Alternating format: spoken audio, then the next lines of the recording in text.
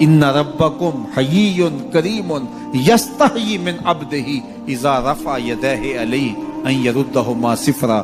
تمہارا رب حیا کرنے والا سخی زندہ اور کریم ہے. بندے جب اس کے سامنے ہاتھ پھیلا کے دعا مانگتے ہیں اللہ فرماتا ہے مجھے شرم آتی ہے ان کے اٹھے ہوئے ہاتھ خالی کیسے موڑ دوں. جب انہوں نے مجھ سے مانگا ہے میں نے بھی نہ دیا تو کس در پہ جائیں گے. تو پھر جب مجھ سے مانگا ہے تو میں کیوں نہیں دوں گا, ان کی جھولیاں کیوں نہیں بھروں گا. وہ تو کہتا ہے مجھ سے مانگو. اللہ اکبر. دنیا داروں سے مانگے تو ناراض ہوتے ہیں, اللہ سے نہ مانگے تو ناراض ہوتا ہے.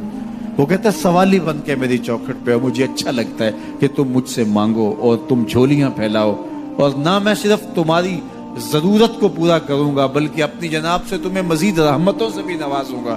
تمہارے اٹھے ہوئے ہاتھوں کی میں لاج رکھوں گا. تم طلب تو کر کے دیکھو. لازمی نہیں ہے کہ تمہیں مانگنے کا بڑا سلیقہ آتا ہو میں پھر دوں گا. شکستہ اور ٹوٹے پھوٹے لفظوں سے مانگو پھر بھی جھولی بھر دوں گا. وہ کریم ہے, اس سے مانگو تو صحیح, ہاتھ تو پھیلاؤ.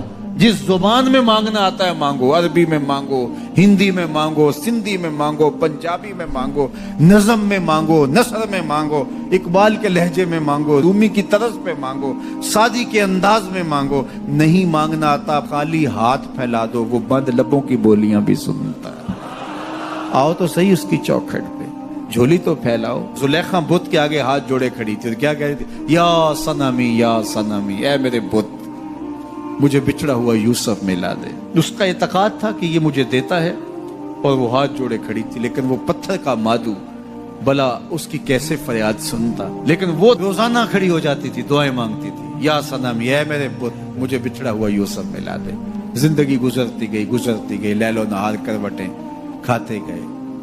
عمر ڈھلنے لگی, چہرے پہ جھریاں ابھرنے لگی. وہ روزانہ سر شام ہاتھ جوڑتی اور بیٹھ جاتی, لیکن کوئی جواب نہ آتا. ایک دن رات کا پچھلا پہر تھا, یا صنمی کا وظیفہ چل رہا تھا. نیند کا جھٹکا آیا, زبان بل کھا کے کہا یا سمادی. آواز آئی جبریل جا یوسف کے گھوڑے کا رخ موڑ دے, بچھڑی ہوئی کو یوسف ملا دے. مالک اس نے تجھے تو نہیں پکارا, یہ تو بت کو پکار رہی ہے. وہ تو زبان بل کھا گئی اور یا صنمی کے بجائے یا سمادی کے لفظ آگے. کہا جانتا ہوں, لیکن اتنا عرصہ ہوا بت کو پکارتے ہوئے, اس نے کوئی جواب نہیں دیا. آج اس کے لبوں پہ میرا نام تو آیا ہے, جیسے بھی آیا ہے. اگر میں نے بھی نہ دیا, میرے اور بت میں فرق کیا ہوا. جا بچھڑی کو یوسف ملا دے. کوئی مانگے تو صحیح, کوئی ہاتھ تو پھیلائے. ہم تو مائل بکرم ہیں, کوئی سائل ہی نہیں.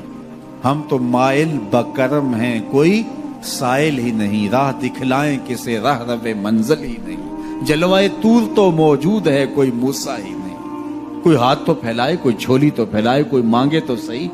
دنیا والوں سے مانگے تو ناراض ہوتے ہیں, اللہ سے نہ مانگے تو ناراض ہوتے ہیں. دنیا والوں سے مانگنا ہو تو وقت دیکھنا پڑتا ہے. اب تو صاحب سو رہے ہوں گے, اب تو ناشتے کا وقت ہے, اب تو دفتر کی مصروفیت کا وقت ہے, فراغت کے لمحے ہوں گے تو بات کریں گے. تو کسی دنیا دار سے بات کرنا ہوتا ہے تو وقت دیکھنا پڑتا ہے.